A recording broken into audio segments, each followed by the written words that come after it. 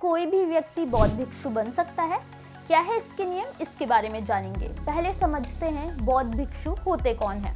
ये वो लोग होते हैं जो बुद्ध की शिक्षाओं पर चलने के लिए सांसारिक जीवन त्याग देते हैं। उनके जीवन का लक्ष्य स्वयं के दुखों को समाप्त करना और दूसरों को शांति का मार्ग दिखाना होता है।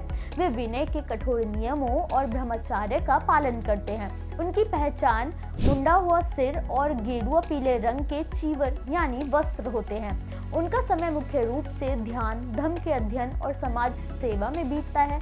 क्या कोई भी भिक्षु या भिक्षुणी बन सकता है? उसका जवाब है हाँ। भगवान बुद्ध ने कहा था कि जाति, रंग, सामाजिक स्थिति या लिंग मोक्ष की राह में बाधा नहीं है, लेकिन संघ में प्रवेश के लिए कुछ शर्तें और नियम होते हैं जिनका पालन करना जरूरी होता है। बौद्ध भिक्षु बनने के लिए आपको पहले बौद्ध धर्म अपनाना होगा।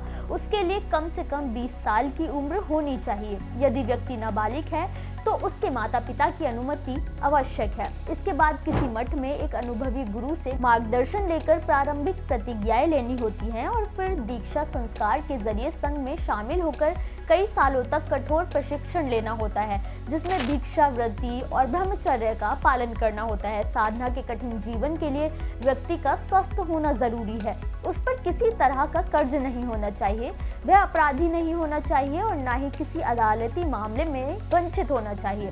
शादीशुदा व्यक्ति भी भिक्षु बन सकते हैं, लेकिन उन्हें अपने वैवाहिक जीवन और पारिवारिक जिम्मेदारियों का पूरी तरह से त्याग करना पड़ता है। भिक्षु बनते समय व्यक्ति त्रिरत्न बुद्ध, धम्म और संघ की शरण लेता है, जो उसकी नई पहचान बन जाती है। बौद्ध धर्म से जुड़ी ये जानकारी आपको कैसी लगी, हमें कमेंट करके जरूर बताएं।